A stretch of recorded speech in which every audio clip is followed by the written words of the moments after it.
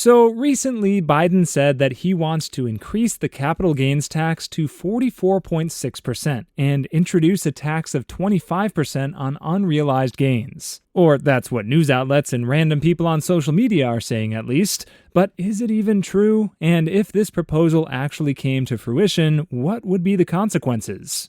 It's May 2024, and you're watching the third episode of Money Boost. In an attempt to not get canceled, I'll try to look at this situation without politically biased glasses on. But of course, there are two types of people: those who think that taxes should be as low as possible, and those who think that it's fair to pay them. Personally, I forgot to add my earnings from trading some cryptocurrency shitcoin to my tax return a few years back, so now I'm on the run in the Bahamas. But anyways, Biden's proposal is this. He wants to start taxing the rich people in the United States. Since you spend your time watching my videos instead of doing something useful, these changes probably wouldn't affect you. But some people, at least the rich who definitely do not want these taxes approved, say that the changes would have an effect on everyone, and not just those who are well off. Biden's 2025 proposal includes an increase in the top marginal rate on long-term capital gains, up to 44.6%, which, together with state taxes, would make the tax rate exceed 50% in states like California, New York, and others. That's pretty high, considering many of the global finance centers, like Singapore and Hong Kong, have no taxes on capital gains. If you ask ChatGPT what's the debt-to-GDP ratio of Singapore and Hong Kong, you'll get some pretty high numbers. But this debt is different from the debt that many countries, including the United States, have. Their debt comes from aggressive investments that will probably pay off later, while many other countries' debt comes from keeping the country from going to absolute shit. Hong Kong's government officials have said that they have no plans to introduce capital gains taxes, while the President of the United States is talking about taxes potentially reaching over 50%. So many questions arise about which way the US should go: higher taxes and more regulation, or lower taxes with less regulation. Since capital gains are not indexed to inflation, the actual rate that many will pay if Biden's tax plan materializes will be even higher. This tax rate would be the highest in over 100 years in the US, and also one of the highest in the world right now. But here's the thing, this rate would only be for investment income above $1 million. But there's more to this proposal. It also includes increasing the corporate tax rate from 21% to 28%. Estate tax would be increased by a large margin to an effective rate of 60 to 80%. For those who are not rich enough to know what an estate tax is, including me, it's basically an inheritance tax, but for rich people. If someone's estate is worth over a certain amount, which depends state to state, they have to pay a tax up to 40% when they pass away. But not all states even have this tax right now, and if I had to make a list of the top 10 easiest taxes to evade, estate tax would surely be high on that list, since you can just create a company that owns all your assets, and then have your children, or whoever you want, as shareholders. Not that I have any personal experience evading taxes. There would also be a new wealth tax introduced for rich people with assets of over $100 million. They would have to pay a 25% minimum tax, including on unrealized capital gains, which could force them to sell shares in companies they own just to pay taxes. This especially has received a lot of backlash because it could force entrepreneurs to sell their shares early on, even if it doesn't make a lot of sense. Besides these increases, there's a long list of tax breaks that would be removed altogether, too.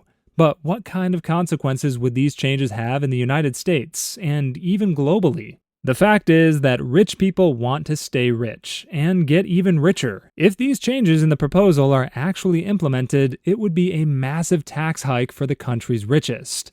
If we look at the historic tax changes in the United States, it's actually pretty funny. In the 80s, Ronald Reagan lowered taxes for everyone, including the rich, with the hypothesis that lower taxes would make high earners spend more and invest in businesses, driving economic expansion and job growth. After the changes were implemented in '85, inflation spiked, which caused interest rates to also increase. There was a 2-year period of recession, but once inflation was under control, there was indeed a large growth in the economy. Over 15 million new jobs were created, and the GDP grew a massive 34% during Reagan's 2 terms. But it's hard to say how much of that growth was due to lower taxes and how much due to deficit spending. It would have been interesting to see the effects long term, but then it was time for Bill Clinton, who pretty much reversed the tax changes and even introduced new taxes for the high earners. The economy continued to grow during Clinton's term. His administration introduced many spending cuts, which, together with a strong economy, helped the U.S. reach a budget surplus between 1998 and 2001, for the first time since 1969. Clinton's supporters have praised his policies, while others say that the strong economy was due to foreign investment brought by the lower taxes Reagan introduced before Clinton's term. Next, it was time for George Bush to come into the office and pretty much reverse Clinton's tax changes. He managed to get Congress to approve one of the biggest tax cut programs in history. But Bush came into the office at a difficult time. A recession was just starting to happen when he stepped into the office in early 2001, and towards the end of the year, some poorly trained pilots hit a few buildings in New York City, causing a war to start, which required a lot of money to be spent on the military. To end his presidency, there was this fun little event called the Great Recession from 2007 to 2009. It was then Obama's turn to come in and increase taxes. His job wasn't easy either, trying to figure out how to best recover from the recession. The U.S. did recover pretty quickly, and by the end of his second term, the number of people with jobs, real median household income, the stock market, and real household net worth were all at record levels, while the unemployment rate was well below the historical average. But the critics say that Obama's administration took way too much debt, which caused the economy to be good at the time, but would cause troubles in the future. Can you guess what the next president, Trump, did to taxes? Yep, of course, it was time to lower them again.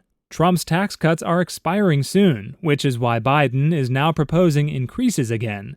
Tax changes in the United States are like a ping pong game, where about half of the population wants one thing and the other half something different. So the direction keeps changing, and there's never really a longer period where the tax policies are clearly shifting to one side. It's important to note that the tax changes in either direction have been relatively small in the past decades. Biden's proposals would be the biggest changes anytime recently. There are all kinds of arguments against higher taxes, such as that they cause productivity to decrease, and rich people will just move their money abroad and stop investing within the country. Obviously, there are many different views on how tax policies should be. Well, all this doesn't really affect me anymore since I've been hiding in the Bahamas. This was the 3rd episode of Money Boost. Thanks for watching and have a nice life.